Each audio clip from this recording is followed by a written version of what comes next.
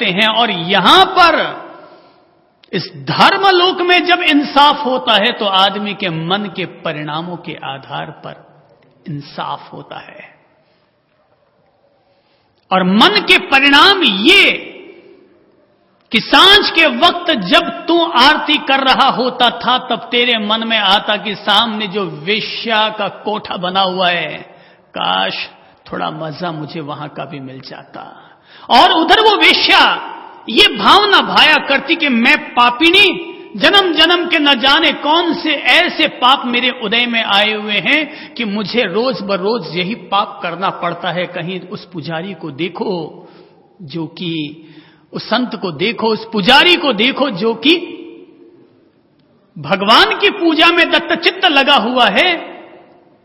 महाराज, जब तुम मरे ना तब भी तुम्हारे भीतर यही भाव थे और इस गणिका के भीतर भी यही भाव थे। मर करके दोनों ऊपर आए। तुम्हारे मन के भावों के आधार पर तुम्हें नरक भेजा जा रहा है और गणिका के मन के आधार पर स्वर्ग भेजा जा रहा है। बिगड़ते हुए मन को संवारने की कला अगर किसी के पास है तो वो ध्यान के पास है। हो सकता है कि एक ध्यान करने वाला व्यक्ति भी कभी क्रोध कर बैठे, कभी तारीफ सुनकर के अहंकार कर बैठे, कभी किसी स्त्री या पुरुष को देख करके मोहग्रस्त या विकारग्रस्त हो जाए। ये मुमकिन है क्योंकि ध्यान उतना गहरा नहीं उतरा होगा जितनी गहरी हमारी विकार वासनाएं हैं। तो गलती उससे हो सकती है। पर वो आदमी जो कि ध्यान का अभ्यास करने वाला होगा, अपने तन मन की अनुपश्यना करने वाला होगा, अपने संवेदनों के प्रति जागरूक होगा, वो व्यक्ति आज नहीं तो कल, कल नहीं तो परसों, परसों नहीं तो 3 महीने के बाद, 6 महीने के बाद, 3 साल के बाद, 7 साल के बाद एक न एक दिन उस क्रोध से भी, उस मोह से भी, उस माया से भी, उस विकार से भी, उस प्रपंच से भी बाहर निकल आएगा। और ये इसलिए जरूरी है क्योंकि अगर ऐसा नहीं होगा तो इंसान 70 साल का बूढ़ा हो जाएगा ना तो भी क्रोध करता हुआ मिल जाएगा। इंसान 70 साल का बूढ़ा हो जाएगा तो भी तीसरी शादी करने की सोचता रहेगा कि कहीं कोई गोटी फिट हो जाए। और वैसे भी आजकल अखबारों को उठा के देख लो, वर वधू की तलाश की जब बात आती है,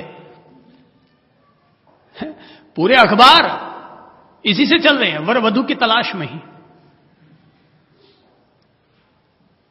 अरे पहले अब तक तो ये देखते थे कि अखबार वालों का बिजनेस है इसलिए बेचारे उनको छापना पड़ता है पैसा कमाने के लिए। आजकल धार्मिक पत्रिकाएं भी आती हैं तो उनमें भी यही वर वधू की तलाश।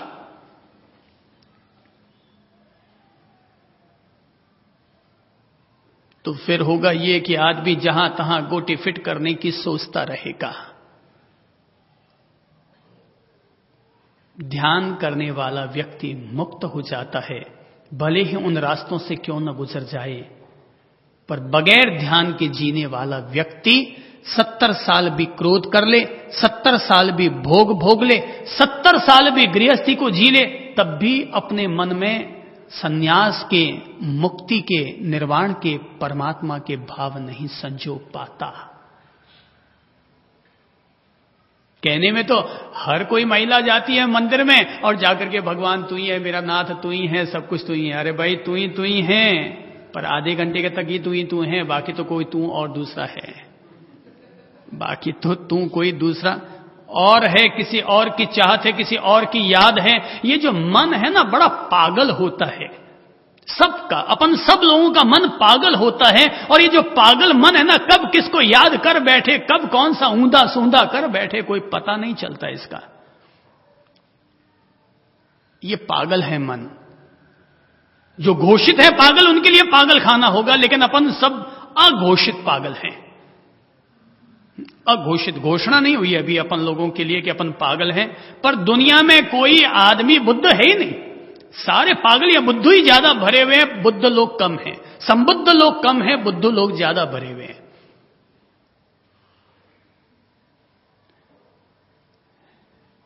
किसी का नाम रखकर देख लो प्रेमचंद जी, वो कितना प्रेम करता मिलेगा भाई। नाम रखने से कुछ हो जाएगा? मैंने सोचा कि लोग महाराज बन जाते हैं, सफेद कपड़े पहन लेते हैं, कोई पीतांबरी पहन लेते हैं, तो क्या कपड़े पहनने से कुछ हो जाता होगा क्या?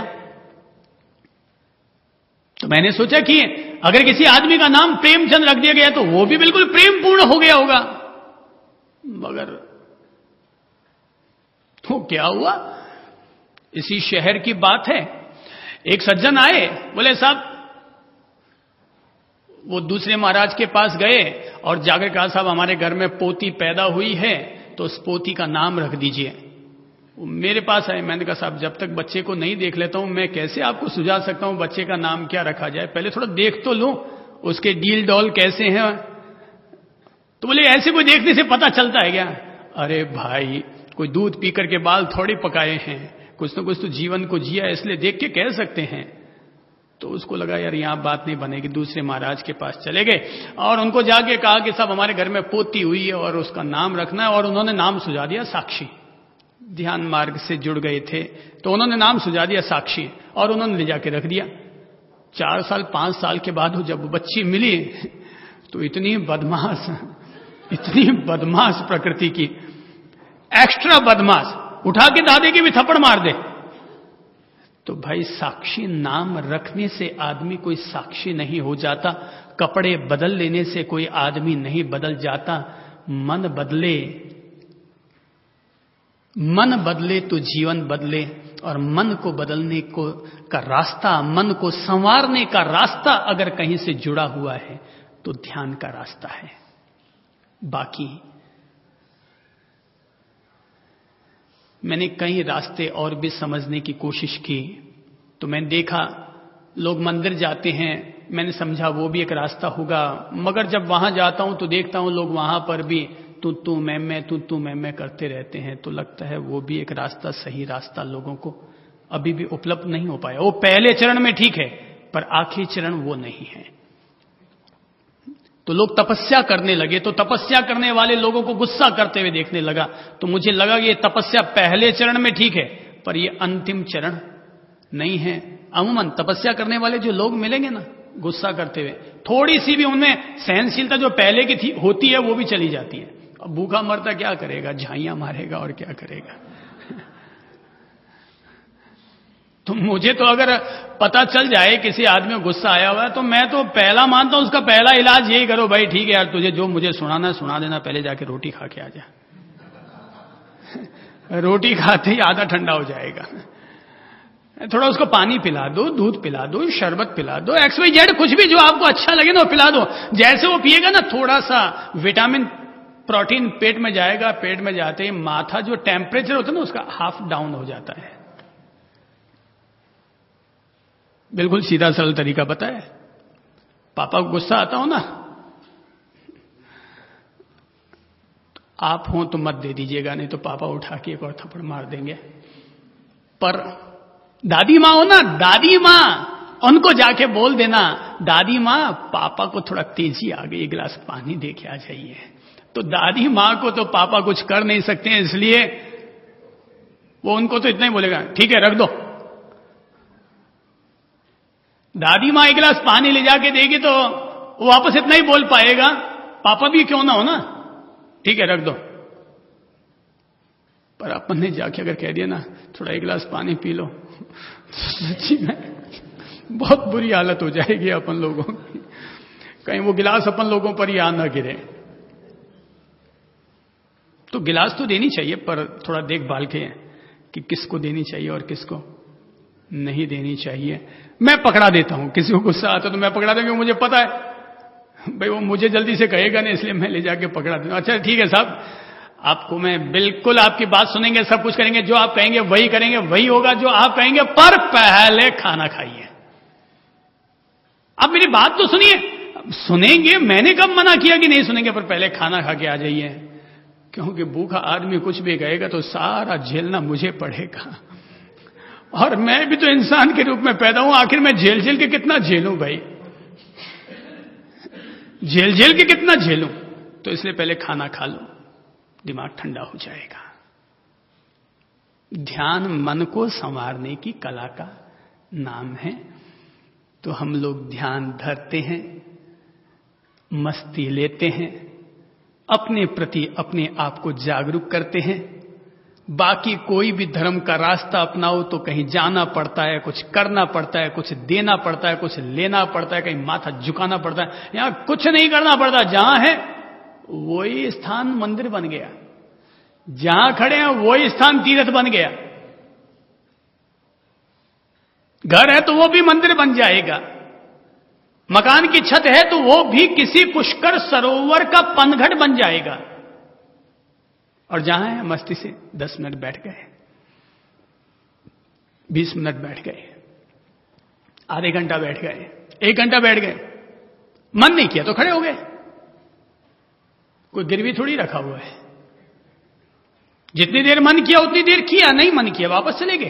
पर जितनी देर भी हम बैठे उतनी देर के लिए तो मन को थोड़ा बहुत तो हमने श्रृंगारित किया ही किया। और तय है कि दुनिया में चेहरे का रंग अच्छा जरूर लगता है, पर मन का रंग उससे भी 100 गुना ज्यादा अच्छा लगा करता है। जब आप रोते होते हैं ना, जब आप गुस्से में होते हैं ना, बिल्कुल अदर्शनीय हो जाते हैं। पर जब आप मुस्कुराते हैं ना, थोड़ा सा मिठास से बोलते हैं ना, सचमुच तब कौन आदमी होगा जो लाल किला देखने जाएगा, कौन आदमी होगा जो ताजमहल देखने जाएगा। अरे आपको देखकर ही ताजमहल का आनंद आ जाएगा, है?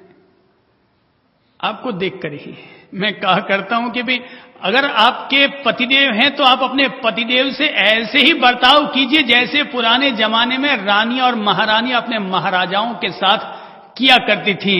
अगर आप एक रानी और महारानी बनकर के राजा के साथ महाराज का व्यवहार करेंगे तो वो भी आपके साथ एक न एक दिन तो नूरजहां का व्यवहार जरूर करेंगे, वो भी आपके साथ नूरजहां का व्यवहार करेंगे, अवश्यमेव करेंगे। थोड़ा सा ध्यान धरें। और जब हम ध्यान धर रहे होते हैं तो ध्यान में हम कुछ नहीं करते, पहले हम 10 मिनट तक श्वासोश्वास लेते हैं।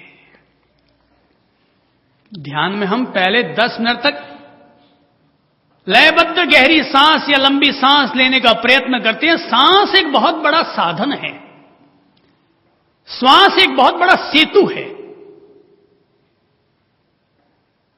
जैसे कोई व्यक्ति भगवान का जाप करने लगे तो माला के मणियों का उपयोग करता है, वैसे ही सांस भी माला के मणियों के समान है। तो सांस एक दरवाजा है जो कि हमें भीतर तक उतरने में मदद करता है।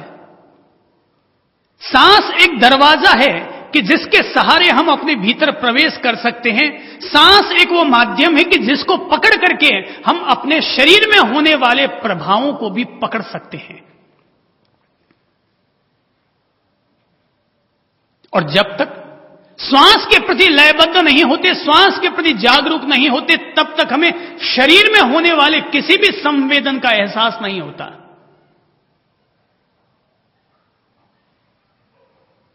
डॉक्टर और आयुर्वेदाचार्य होते ना, वो हाथ की नाड़ी पर अपनी अंगुलियां रख करके और फिर नाप तोल करने लगते हैं कि कितनी गति है उसकी। लेकिन साधना करने वाला व्यक्ति इस हाथ की नाड़ी तो क्या, हृदय की धड़कन